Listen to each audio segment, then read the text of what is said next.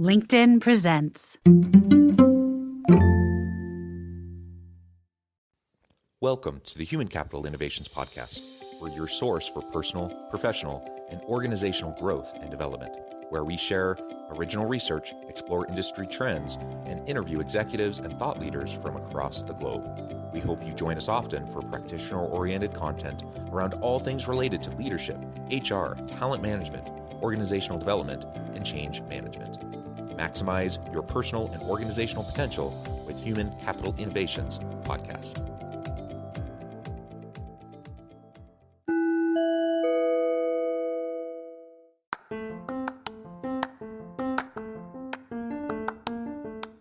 Do you enjoy the Human Capital Innovations Podcast? Enjoy ad-free listening by going to the Patreon page, and please consider contributing even at the producer or sponsorship level. And please leave a review. Thank you for your support.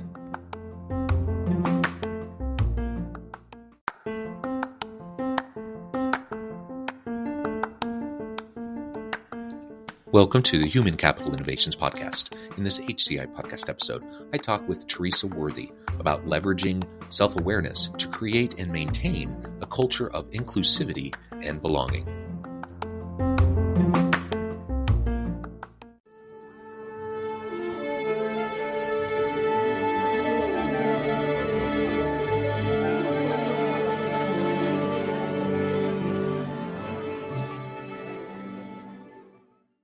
Theresa Worthy, welcome to the Human Capital Innovations Podcast. Thank you for having me. It is a pleasure to be with you. You're joining us from the Atlanta area. I'm south of Salt Lake City in Utah. And today we're going to be talking about leveraging self-awareness to create and maintain a culture of inclusivity and belonging. Now, DEI efforts, of course, are something that gets a lot of attention nowadays, especially in the wake of the George Floyd moment and some of the other social and political upheavals in recent years. I'm intrigued by your focus on fostering and cultivating self-awareness as a critical approach as we're trying to improve our diversity, equity, inclusion, and belonging efforts individually and within our teams and organizations. So that's what we'll be exploring together today. As we get started, I wanted to share Theresa's bio with everybody. Theresa Worthy is an accomplished educator, author, consultant, and speaker with over a decade of experience in the educational and personal development industries. Drawing on the insights from her personal independent study of over 2,000 participants across America from every demographic, she has become an expert in self-awareness. She believes that self-aware leaders have the advantage in creating and maintaining a culture of inclusivity and belonging.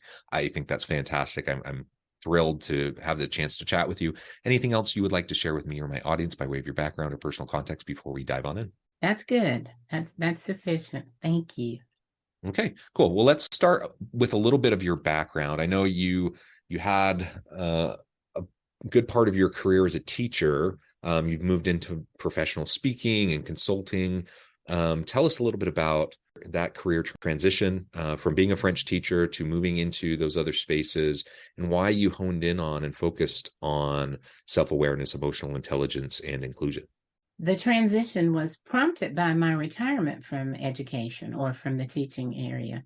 And once I retired, I realized that I was just not ready to sit on the porch in a rocking chair.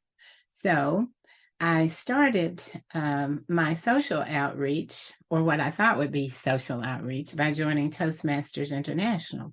But once I got in that organization or in my local club, I realized that that organization is about teaching one how to become a more effective public speaker, and it teaches leadership skills. So I stayed there, and I'm still a member, and I gained the highest level that you can achieve, and that's the Distinguished Toastmaster. Once I reached that level, and during the time I was there, I was also writing a book. Once I completed that book, I decided to begin my own self-publishing company that's called TSW Wordsmith, LLC. Once I did that, I started coming into contact with people who were aspiring writers who wanted to write and had no idea of what to do. So I began to hold workshops and sessions to teach them how to write their books all the way up to publishing.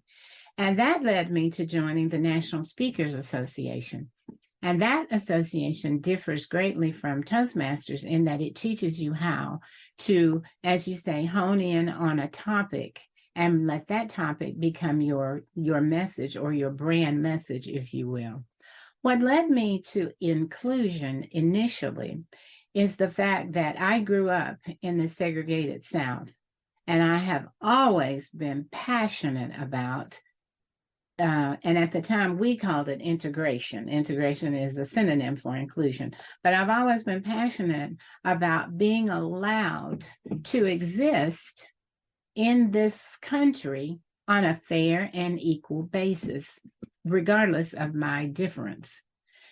So once I realized that there was an opportunity to bring that message to audiences, I thought that it would probably be a little bit better if I gained a little bit more education, because I am a lifelong learner. So that's when I entered Cornell University's program on diversity and inclusion and gained certification in that area. Once I began working with it, I began to notice that a lot of DEI experts focus on things like metrics, and I am aware that there are more systemic issues with the DEI issue. Things like structural inequity, unconscious bias, and the fact that not everybody is represented in the leadership area. So when I looked at that and I read a book or read an article where a person said that 100% of people, when asked, do you know who you are, will answer yes, but only 15% of them actually do. That's what research shows. So knowing who you are is self-awareness. So the next question to hit me was, how can a person effectively lead inclusion initiatives if they don't really understand who they are to begin with? So that's how I headed out into that direction of self-awareness. And then once I realized that self-awareness means being cognizant or aware of, recognizing and identifying your feelings, your thoughts, and your behaviors, feelings jumped out at me because we have a tendency to use feelings and emotions interchangeably, but they have two different definitions. Feelings are conscious. We're always conscious of our feelings. But emotions can be conscious and subconscious. And here's the key point here. That's those subconscious emotions guide our behavior in most instances, and most people aren't aware of that. So then I thought, well, an inclusive leader then would need to be self-aware and definitely emotionally intelligent. So that's how I came to that space. Of course, it involved more study and gaining certifications, but that's how I got there, because I wanted to have a different approach, because I know organizations are tired of being beat over the head with inclusion and diversity is the right thing to do. I feel like they would be more receptive to it if they understood why they, as an individual, have an impact on other people. And the only way to understand that is to become more self-aware and more emotionally intelligent. Yeah, well said. And it's interesting to hear about your journey, a successful career as a teacher and educator, and then moving into the space in retirement, really a second career. And I think that in and of itself is a good reminder and a good message to all of us that perhaps how we used to think about the labor force and how we used to think about, our years in the labor force and what our careers might look like, that has changed a lot for a lot of people. And there are many individuals who are doing just like you have done, where they move into second careers or third careers, where they pivot out of maybe something they've done really well and that they really enjoyed for a really long time, but they're not ready to just hang up their hat and play golf every day or sit on the front porch, as you said. They still want to make a difference, want to make a contribution, and they're lifelong learners, and they're ready to retool and reskill and ready to share their life's experiences and wisdom with those around them. And that's what you've done. And I think that's tremendous. And in an awareness and a willingness to retool when you get to that space, that's something a lot of people wouldn't be willing to do as they get a little bit older and think, yeah, I did that when I was younger. I don't really want to bother with it anymore. So I really like that about your experience, your journey as you explained it. I'd love to hear more about your self-study, your personal independent study of over 2,000 participants. That's interesting and a unique kind of a thing for someone to just choose to do on their own when you don't come from, an academic kind of a background where you conduct research. Tell us more about that, why you decided to do that, how you designed that study, and maybe some of the key findings that you discovered as you went about that study.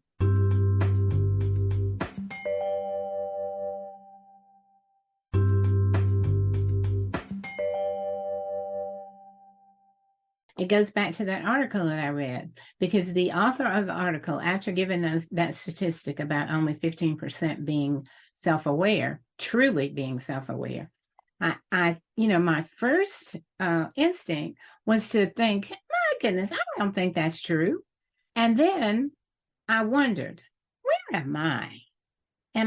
If it is true, am I part of the 15% or am I a part of the 85%?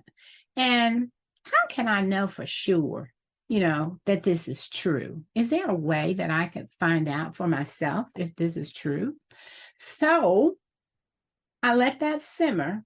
And then it occurred to me one day that I could do my own study. So I came up with 3 questions that I would ask people during my sessions, during workshop sessions, during virtual attendance to different webinars myself, as I met people in networking events, as I attended social events, as I attended sporting events, as I traveled, anywhere I came into contact with other people and had the opportunity to talk to them, I'd ask these 3 questions. The first one was, do you know who you are? The second one was, do other people know the same you that you know? And the third one was, do you have a sense of belonging and inclusion in your home, at school, at work, in a club, in a social organization, wherever you go out and put yourself in social settings? Do you have a sense of belonging or inclusion? And what I learned, I found that the writer of that article was exactly on point. Most of the people would begin by giving me a definite, yes, I know who I am. But then they would follow it up with something like, but of course, it depends on who I'm with at the time. And of course, that was my segue into, well, do other people know who you are?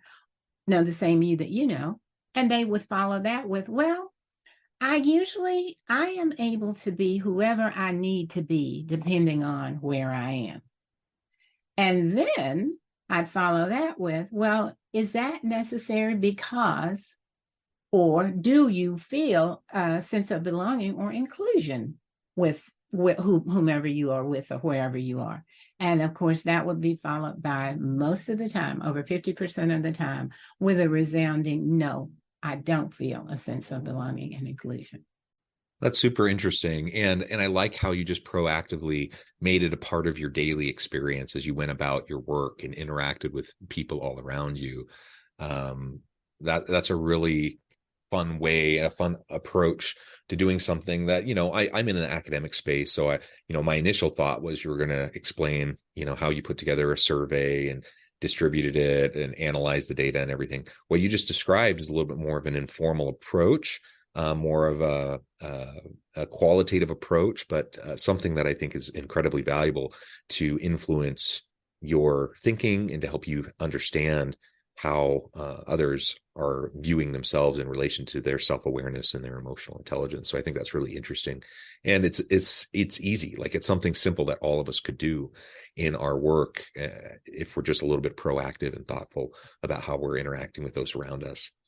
If we could drill down a little bit more around self-awareness and emotional intelligence, you've already, referred to your interest in those areas and a little bit about why they're important, but maybe drill down a little bit more explicitly about why they're so important in the workplace and what that means for creating that culture of inclusivity and belonging in the workplace. Okay. Well, as you know, most workplaces have people in them. They're people working. And that's where the culture is, because when we use culture, when we're talking about corporate or workplace culture, we mean the people who work there. And so all of these people have the ability to co-create that culture. And in co-creating that culture, they do so through their self-awareness skills, their emotional intelligence skills, and their inclusive behavior. When a person is self-aware, they know their strengths and weaknesses, they know their values, they know what motivates them. They also understand that their thoughts and behaviors and feelings have an effect or an impact on their relationships with others. And in going about carrying out the goals of an organization, it's a requirement to have a relationship with others. It's also a requirement to be able to collaborate with others. It's also, in the case of leaders, it's also a requirement to be able to lead effectively. There's also cases where conflict resolution comes into play.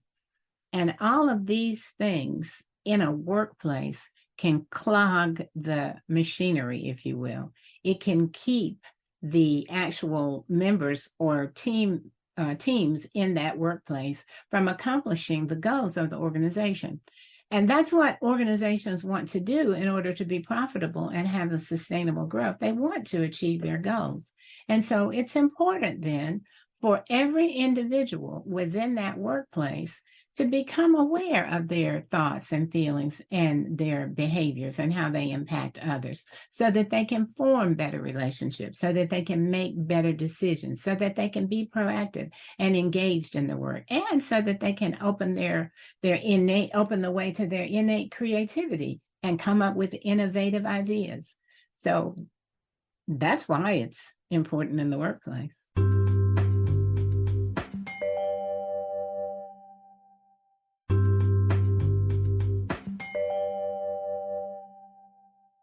No, I agree. I think it's compelling. There are so many important reasons why self-awareness helps us to be a better leader, why emotional intelligence it helps us to be a better leader. And in fact, I don't think we can have emotional intelligence or have a high EQ unless we start with self-awareness. You kind of referred to that earlier. It starts with knowing who you are, truly understanding that, not just what you project out to the world, not just what the world tells you you're supposed to be, but no, who are you really? What are your motivations? What are your desired actions and the why behind what you do? How are you interacting with those around you? How do you be with people when you're working collaboratively, et cetera? All these different elements that if we take some time to pause and think and practice self-reflection and increase our self-awareness, it will in turn help us to better understand the interactions we have with other people, recognizing that they're struggling with the same kinds of self-awareness issues that we are struggling with. We're all kind of muddling through this together. We can start to better understand where they might be coming from and have a little bit more compassion and empathy for where they might be coming from, because we understand ourselves better.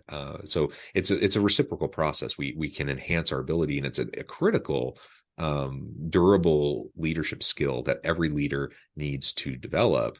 And in relation to diversity, equity, inclusion, and belonging, I'm not sure you can get to a place of true inclusivity and belonging, having that kind of a culture, unless you can critically self-reflect on your own upbringing, your own biases, and other things like that. We all have them. We all have different things that are just kind of ingrained deep in our psyche that we're not even fully aware of, that can manifest in a variety of ways. And unless we practice self-reflection and self-awareness, we're never going to understand those things. And so we're not going to be able to see them as they're happening. We're not going to understand why we're doing what we're doing, or even notice what we're doing that might be hurting those around us. So for all of those reasons, I think it's tremendously important. In all of the work that you do in this space, are there some common misconceptions that you see people have perpetually about self-awareness, emotional intelligence, inclusion, et cetera? And if there are common misconceptions, how can we go about overcoming those? Okay. Yes, there are several misconceptions. One of them is that self-awareness is just introspection. You just sort of look inside or look inward, and then you get to know yourself. But that's not all. Self-awareness has two parts. It has inward and outward. Outward is where you get feedback from others. You ask people that you trust, what do you think about my behavior today or just a few minutes ago? Or what do you think about my thoughts on this? Or what do you think about how I've been, how my feelings have consistently cropped up in our conversation? So that helps a person or an individual to see or have a perspective from someone who is on the outside looking at them. Because I like to liken outward self-reflection to looking in a prism. When a light goes through a prism, it comes out reflecting lots of different colors. And when we get feedback from different people, we come back with lots of different perspectives. Sometimes they're beautiful, and sometimes they're not so much so, but at least we are aware of them. And if we're willing, then we can make changes to improve what we hear or the feedback that we get from others. And so that's one misconception. Another one is that people think that diversity is just inclusion when it's not. Diversity simply means variety. Simply put, it just means variety. It is a variety of people from different backgrounds, different educational experiences, different faiths, different everything. And that's diversity. Inclusion, on the other hand, is where all of these diverse people can experience a sense of belonging despite those differences. Another misconception is that emotional intelligence has no place in the workplace. A lot of people think that, emotional intelligence just means being nice. And as long as I'm nice, then I'm emotionally intelligent. But sometimes being emotionally intelligent means that you have to be assertive. And sometimes being assertive isn't considered being nice. But there are ways to be positively assertive. There are also ways to be positively angry, if you will. It just means that it only occurs with someone who is highly emotionally intelligent. So those are just three of the misconceptions. Yeah. How I help people overcome them, of course, is through my training programs, because during my training, you learn the importance and how to become more self-aware. You realize that your thoughts, your feelings, and your behaviors impact other people. But if you're aware of that, and you're willing to not impact people negatively, you can make changes. It's only when you're unaware of things that you can't change anything. With emotional intelligence allows us to recognize and identify our emotions and then use that information to change our behavior toward other people. And so that's what's so key about emotional intelligence and self-awareness. And then inclusive behaviors, of course, are almost a natural offspring of being emotionally intelligent and self-aware, because we begin to realize that I'm a person. You're a person. You have a right to be angry. I have a right to be angry. You have a right to be happy, et cetera, et cetera.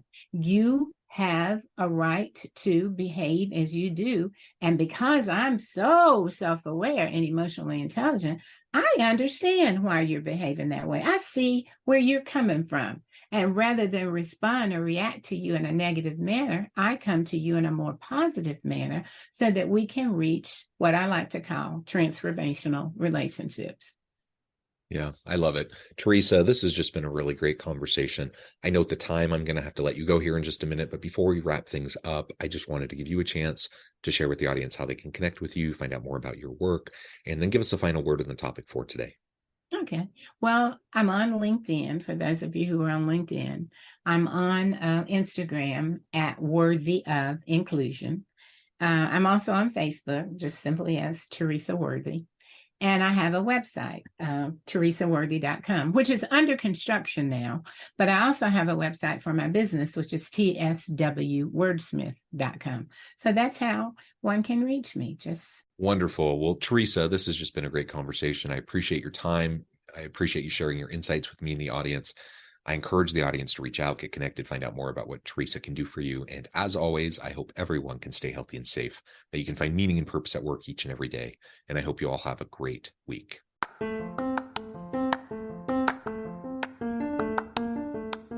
you enjoy the Human Capital Innovations podcast? Enjoy ad-free listening by going to the Patreon page. And please consider contributing even at the producer or sponsorship level. And please leave a review. Thank you for your support.